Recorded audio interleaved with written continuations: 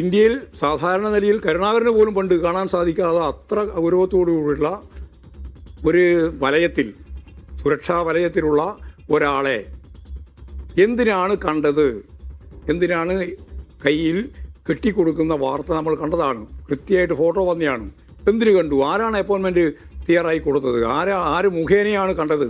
നിരവധി പ്രാവശ്യം കണ്ടിട്ടുണ്ട് എന്നാണ് പറയുന്നത്.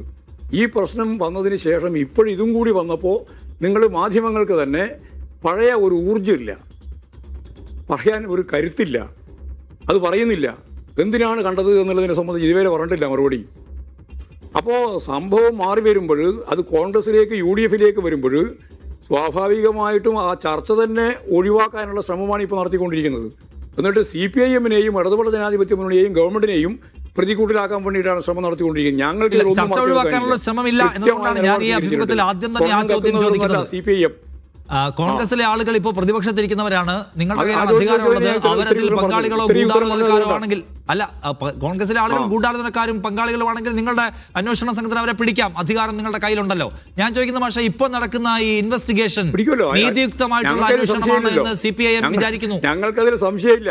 ഹൈക്കോടതിയുടെ നേതൃത്വത്തിൽ ഇപ്പോൾ നടക്കുന്ന SIT അന്വേഷണം നീതിയുക്തമായും ശരിയായും പോകുന്നു എന്നാണ് നിങ്ങൾ മനസ്സിലാക്കുന്നത്? അതെ, ഞങ്ങളാണല്ലോ പറഞ്ഞത് ആദ്യമായിട്ട് SIT അന്വേഷണം വേണമെന്ന്. ഹൈക്കോടതിയുടെ പൂർണ്ണ നിയന്ത്രണത്തിൽ SIT അന്വേഷണം നടത്തണമെന്ന് പറഞ്ഞ party communist party of India മാർക്സിസ്റ്റാണ്. വിജിലൻസ് അന്വേഷണം നടന്നുകൊണ്ടിരിക്കുന്ന സന്ദർഭത്തിൽ അപ്പോൾ മാഷെ ഞാൻ ചോദിക്കുന്ന ചോദ്യം ഇതാണ്. യഥാർത്ഥത്തിൽ SIT അന്വേഷണം ഇപ്പൊ നിങ്ങൾ പറയുന്ന ഒരു കാര്യമുണ്ട്. SIT അന്വേഷണം നടത്തുന്നത് ഞങ്ങളല്ലേ? ഈ പോറ്റിയെ, കോൺഗ്രസ്സുകാർ കൊണ്ടുവന്ന പോറ്റിയെ പിടിച്ച് അകത്തിട്ടത് ഞങ്ങളല്ലേ? SIT അന്വേഷണം നടത്തുന്നത് അല്ല എന്ന് വെച്ചാൽ പോലീസല്ലേ? ഞങ്ങൾ ചോദിച്ചില്ല കേട്ടോ. നിങ്ങൾ ചോദിക്കുന്ന ചോദ്യം നിങ്ങളുടെ ചോദ്യമാണ്. നിങ്ങളുടെ ചോദ്യം ചോദിക്കുന്നത് എന്റെ ചോദ്യമായിട്ട് മാറണ്ട. അന്വേഷണം നടത്താൻ വേണ്ടി പാർട്ടി നിലപാട് സ്വീകരിച്ചിരുന്നു എന്നുള്ളത് ശരിയാണ്. ആ നിലപാട് കൃത്യമായിട്ട് ഹൈക്കോടതിയുടെ കീഴിലാണ്.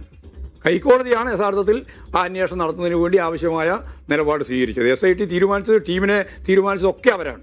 അല്ല, ഞാൻ ചോദിക്കുന്നത് SIT ഇപ്പൊ പോറ്റിയെ പിടിച്ച് അകത്തിട്ടത് നിങ്ങളുടെ ഒരു നിലപാടിന്റെ ഒരു പ്രകടനമായിട്ട് കാണുന്നുണ്ടോ, അവതരിപ്പിക്കുന്നുണ്ടോ?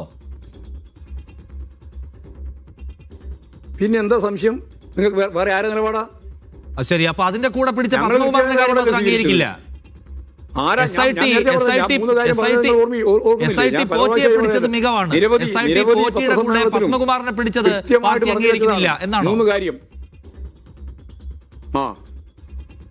എങ്ങനെ SIT പോറ്റിയെ പിടിച്ചല്ലോ, അത് ഞങ്ങളുടെ നിലപാടിന്റെ ഒരു പ്രകടനം കൂടിയാണല്ലോ എന്ന് താങ്കൾ പറഞ്ഞു.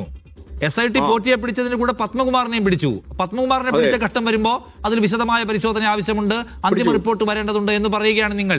പത്മകുമാർ ദേവസ്വം ബോർഡിന്റെ തലപ്പത്തിരിക്കുമ്പോഴാണ് ഈ സ്വത്ത് മുഴുവൻ പോയത്. തോന്നിയാസം പറയുന്നതാണ്. ഞാൻ പറഞ്ഞിട്ടില്ല. വെറുതെ ആവശ്യമില്ലാതെ വർത്താനം പറഞ്ഞിട്ട് നിങ്ങൾക്കറിയാം, എനിക്കറിയാം നിങ്ങളെ പറ്റി നന്നായിട്ട്. അതുകൊണ്ടാണ് ഞാൻ അങ്ങനെ തന്നെ ഇടപെടുന്നത്. പറഞ്ഞാൽ മനസ്സിലാവാത്ത ആളുകളൊന്നുമല്ലല്ലോ രാജ്യത്തിലെ ജനങ്ങൾ. ഞാൻ ഒരു കാര്യം ഉറപ്പിച്ച് പറഞ്ഞു. പത്മകുമാറിനെ പിടിച്ചപ്പോഴും പരിപൂർണമായ പിന്തുണയാണ് SITക്ക്. ഇനി ആരെങ്കിലും പിടിക്കുന്നുണ്ടെങ്കിൽ അതിനും പിന്തുണയാണ്. ഞങ്ങളെ സംബന്ധിച്ചിടത്തോളം ഞാൻ ആദ്യം പറഞ്ഞ കാര്യം, ഒരു തരി സ്വർണം നഷ്ടപ്പെടാൻ പാടില്ല.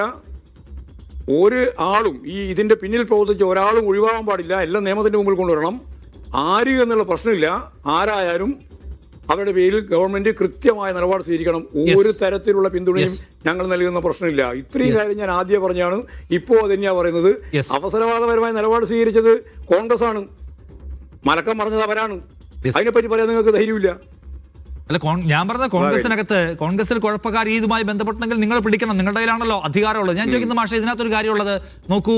ഇവിടെ ജാഗ്രത കുറവ് എന്നതിനെ രാഷ്ട്രീയ പ്രവർത്തനത്തിലും ഭരണത്തിലും അന്വേഷണം നടന്നുകൊണ്ടിരിക്കുകയല്ലേ?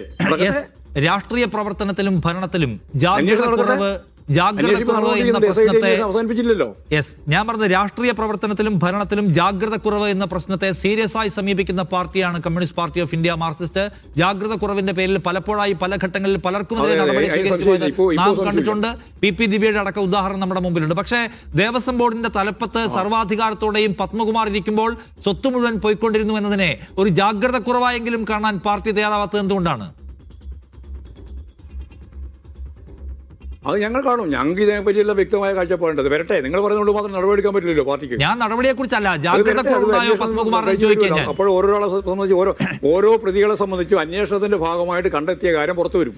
ഞാൻ അതേക്കുറിച്ചല്ല, അന്വേഷണത്തെ കുറിച്ചല്ല ഞാൻ ചോദിക്കുന്നത്. ഗോവിന്ദമാഷ, ഞാൻ ചോദിക്കുന്നത് അന്വേഷണ റിപ്പോർട്ടിനെ കുറിച്ചോ ചാർജ് ഷീറ്റിനെ കുറിച്ചോ വിധി പ്രസ്താവത്തെ കുറിച്ചോ അല്ല.